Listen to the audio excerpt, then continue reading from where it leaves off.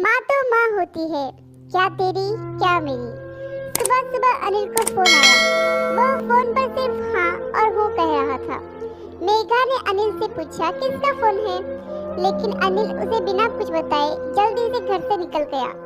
तो इस पर मेघा को बहुत गुस्सा आया और वह गुस्से में अनिल की प्रतीक्षा करने लगी। अनिल जब घर आया तो मेघा ने देखा कि उसके हाथ में कपड़ों के बैग है। जैसे ही मेघा ने यह देखा तो उस पर भड़क उठी। अरे, तुम अपनी माँ को फिर से यहाँ ले आए? बंटवारे के समय ये तय हुआ था ना कि वो हर बेटे के घर सिर्फ 3 महीने रहेगी। पिछले महीने ही तो तुम्हारी माँ यहाँ से गई थी और तुम उन्हें फिर से यहाँ ले आए। तुमने सबका बोझ उठाने का ठेका ले रखा है क्या? क्या निर्धारित समय तक तुम्हारे भाई तुम्हारी माँ को संभाल भी नहीं सकते? तुम किसी से कुछ कहते नहीं हो, इसलिए सब तुम्हारा फायदा उठाते हैं।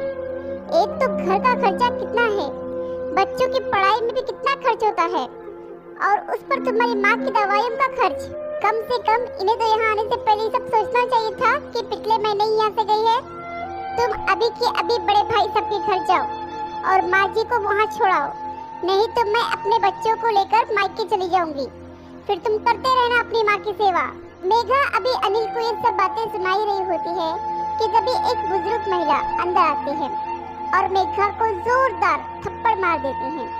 मेघा बुजुर्ग महिला की ओर आश्चर्य भरी नजरों से देखती है और घबरा कर कहती है, मॉम, आप यहाँ? तो वह बूढ़ी महिला रोते हुए कहती है, हाँ मैं।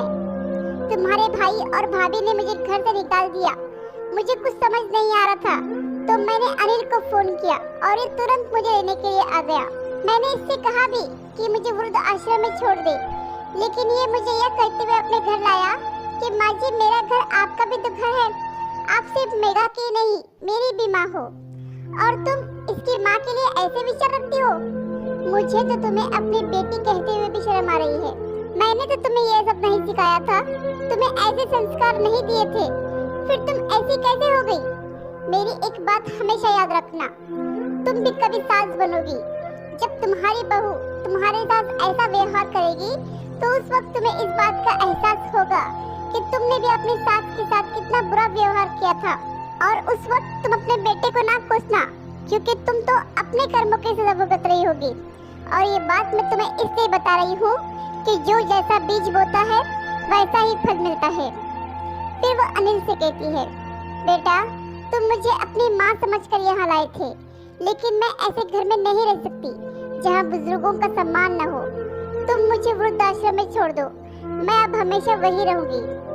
मेघा अपनी माँ से बहुत माफी मांगती है और गिड़गिड़ाने लगती है, लेकिन उसकी माँ उसका घर छोड़कर चली जाती है और मेघा को अपने किए पर बहुत पछतावा होता है और उसे जीवन भर की सीख मिल जाती है। इसीलिए कहते हैं, माँ तो माँ होती है, क्या तेरी क्या मेरी। आशा करती हूँ कि कहानी आपको पसंद आई होगी। इस कहानी पर आपकी क्या राय है हमें कमेंट करके जरूर बताएं। कहानी पसंद आई हो तो लाइक